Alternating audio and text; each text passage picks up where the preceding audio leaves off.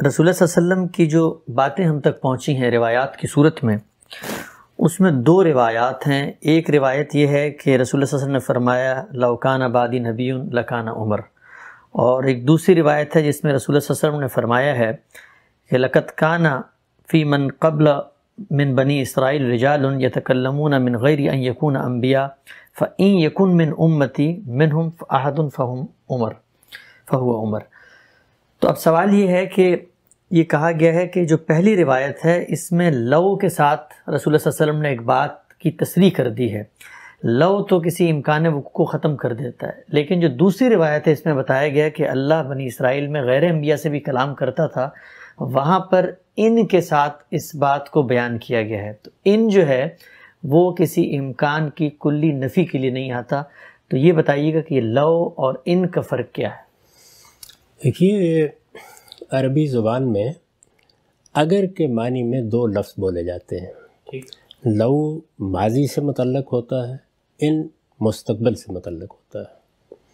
یعنی اگر ہی کے معنی میں ہے، اردو زبان میں ہم کہتے ہیں نا اگر، یہ وہی لفظ ہے کہ جس کو عربی میں کہیں گے تو لو اور ان دو لفظ بولے جائیں گے۔ اور بھی بعض تعبیریں ہیں جو اس مقصد کے لیے اختیار کی جاتی ہیں، لیکن عام الفاظ یہ دو ہیں، لو اور ان۔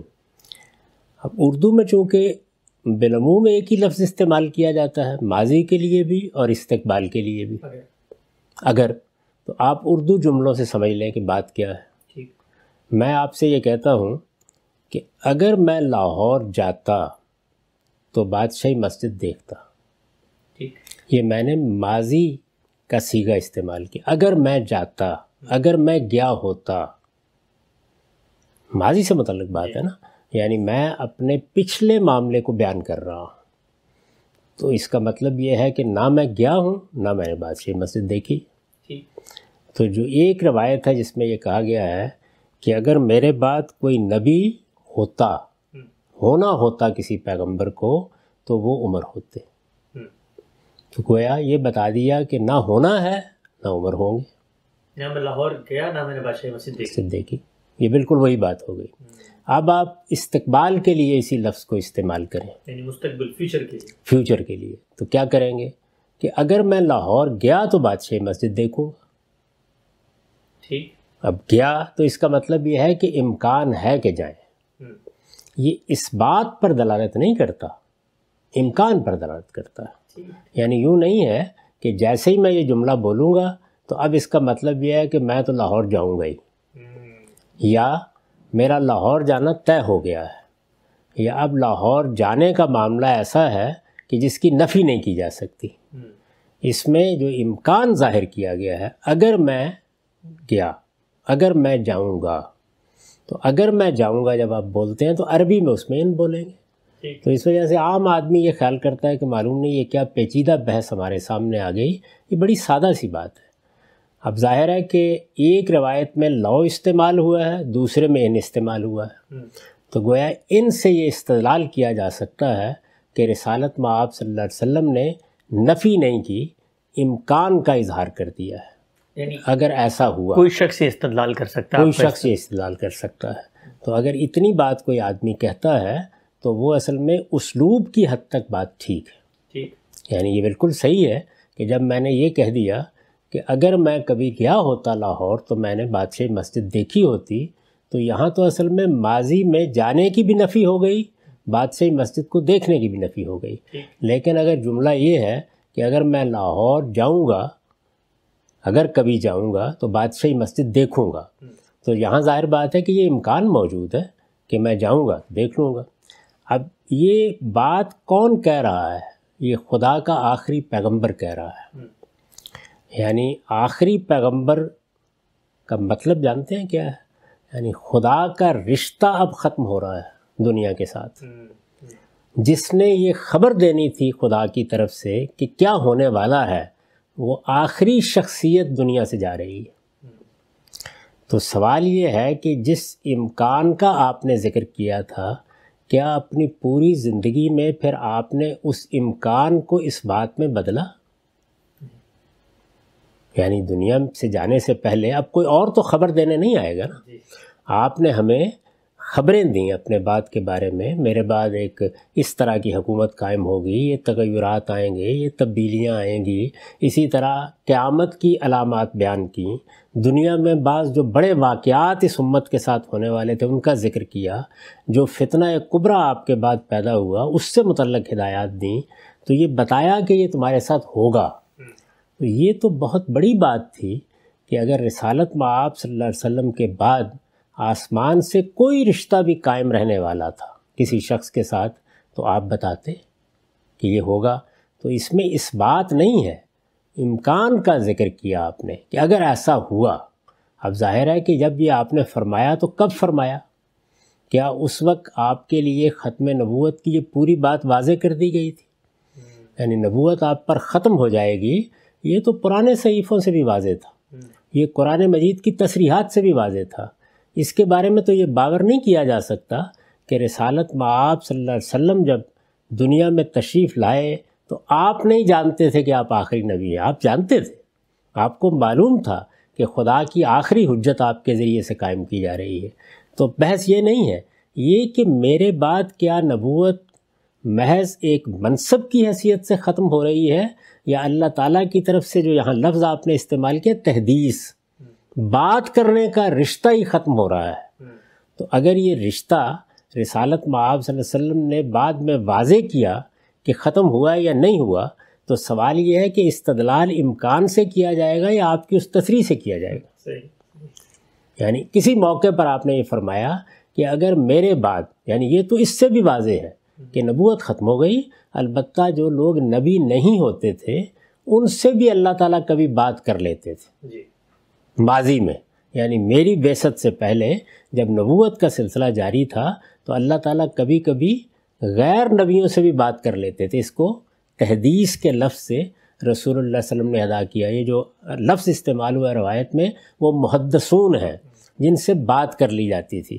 تو یہاں آپ نے یہ نہیں کہا کہ ایسا ہوگا، یہ کہا اگر ایسا ہوا تو وہ عمر ہوں گے۔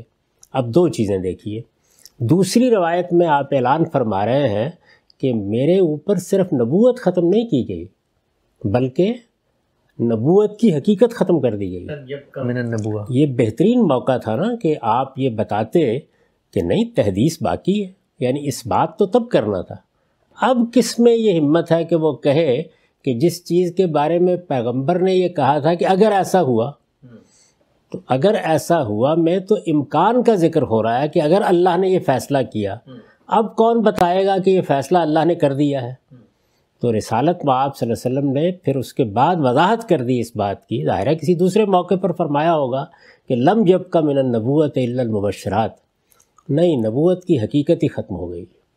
اس روایت سے متعلق بھی بعض اہل علم یہ کہتے ہیں کہ صحابہ کو آپ نے ایک موقع پر تسلی دلائی، یعنی جس وقت یہ کہا کہ نبوت اور رسالت کا سلسلہ ختم ہو گیا، انقطعت النبوۃ والرسالہ، تو یہ بات صحابہ پر شاک گزری۔ میں اس وقت اس پر بحث نہیں کرتا کیوں شاک گزری، یعنی وہ کیا توقع رکھتے تھے، لیکن چلیے تھوڑی دیر کے لیے مان لیں کہ انہوں نے محسوس کیا کہ اچھا اب یہ جو نئی امت بن رہی ہے اس میں اللہ تعالیٰ سے کوئی رابطہ باقی نہیں رہے گا۔ تو یہ روایت میں آتا ہے، یعنی اسی روایت کے ایک دوسرے طریق میں کہ شاک گزری۔ یہ تو بہترین موقع تھا اس کا کہ آپ یہ فرماتے کہ کیوں پریشان ہو رہے ہو، بات تو ہوتی رہے گی۔ یعنی یہ ایک کمتر چیز کو بیان کرنے کا موقع نہیں تھا، بلکہ اگر تحدیث نام کی کوئی چیز باقی تھی تو اس کو بیان کرنے کا موقع تھا۔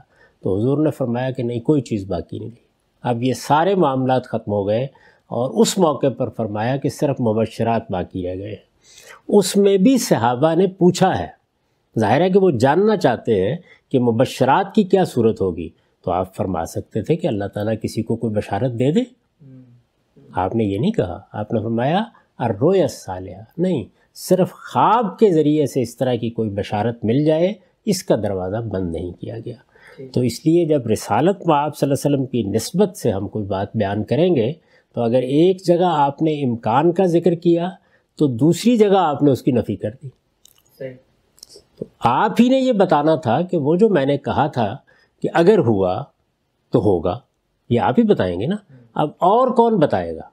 تو آپ نے اس کے بالکل برخلاف یہ بتایا کہ یہ راستہ بند کر دیا گیا ہے۔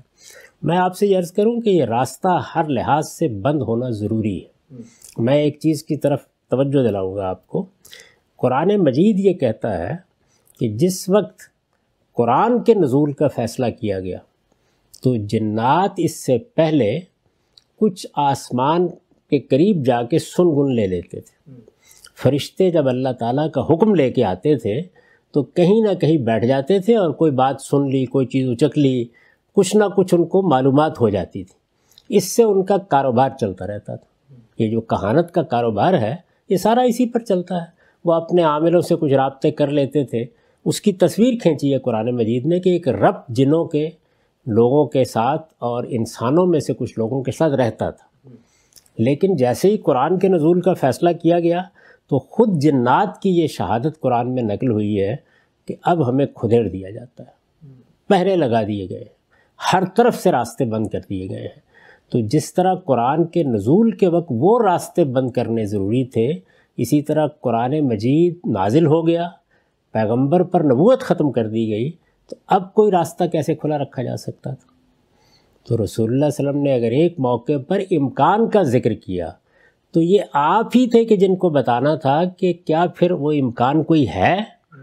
یہ اس بات کون کرے گا؟ اب یہ میں نہیں کر سکتا۔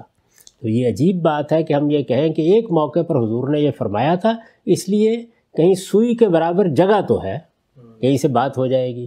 نہیں، دوسری جگہ یہ بالکل واضح کر دیا، اور وہاں یہ مثال نہیں دی گئی۔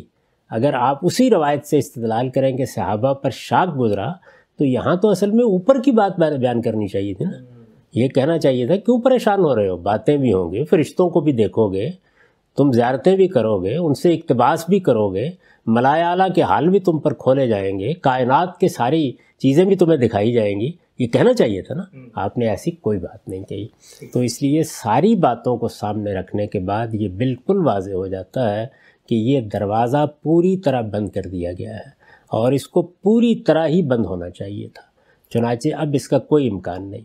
اس کے ہرگز یہ معنی نہیں ہے کہ وہ مکاشفے یا وہ کشف یا وہ چیزیں جو عام زندگی میں ہوتی ہیں، یعنی اللہ تعالیٰ بہت سی چیزیں آپ کو سجھا دیتا ہے، وہ ایک عامی کو سجھا دیتا ہے، عارف کو سجھا دیتا ہے، کسی فن کے ماہر کو سجھا دیتا ہے، سائنسدانوں کے آپ حالات پڑھیں اس پہ بھی معلوم ہوتا ہے وہ کوئی محسوس رابطہ نہیں ہوتا۔